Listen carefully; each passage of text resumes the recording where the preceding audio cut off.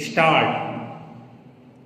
The very informing and very useful debate that we have had on the motion has, I am sure, given government a great deal of food for thought. Many suggestions have been made which I have been thankful to find are very largely in accordance with government's own ideas on the problems which devaluation has thrown up, and I have no doubt in my mind that when we set up a suitable machinery for bringing about increased possibilities of consultation between the government and parliament in these matters, we should be able to push things forward to a satisfactory stage.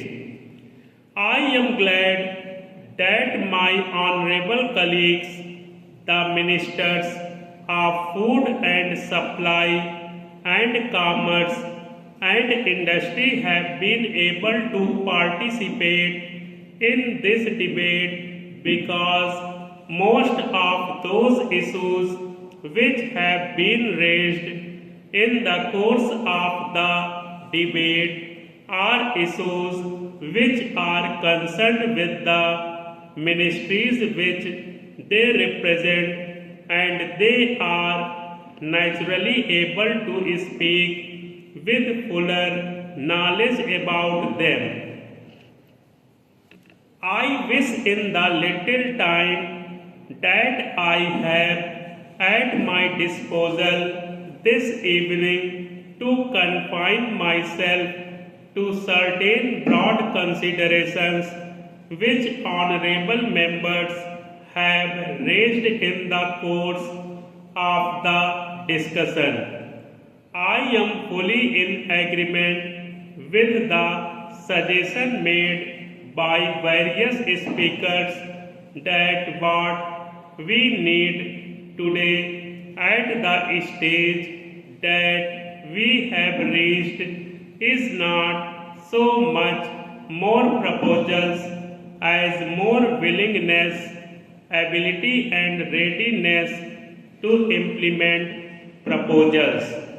The question of implementation is really the most vital question that we have to face today. The more I think of the economic problems with which the country is faced today, the more I feel that at bottom they are not really economic problems in the sense of technical economics, but they are really problems of administration. You look at any of these problems which are causing us worry and anxiety in these days. You will find that deep down they resolve themselves into problems of efficient and honest administration. Now the question of administration is bound very closely with the other idea which has been suggested by several honorable speakers, namely the idea of coordination. When honorable members speak of coordination, they are thinking apparently only of government at the highest level that we here represent. I beg to suggest to the House that from the point of view of coordination, what is more important is cooperation at a much lower level than what we represent. As far as the center is concerned, there has been a suggestion made from various quarters of the house that what we seem to be suffering from as far as the central government is concerned is lack of coordination between the various ministries. For some months now, we have been working with an economic committee of the cabinet in which all the ministers who are concerned with the economic side of administration meet often, sometimes twice a week, to consider jointly the economic problems that affect them all. And since I am perhaps very directly concerned with the working of that committee, I think I have some right to say that we have made a certain measurable degree of progress in the matter of coordination at the center.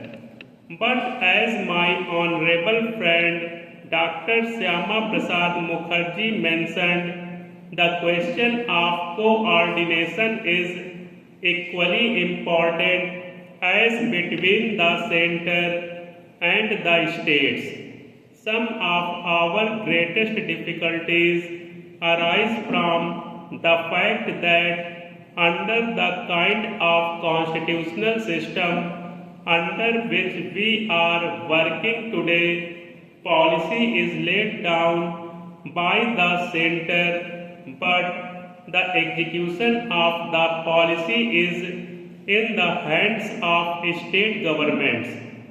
If there is not enough coordination, if there is not sufficient attempt on the part of the two agencies of government to get together and work out their problems jointly, we shall not be able to make the progress that we all desire.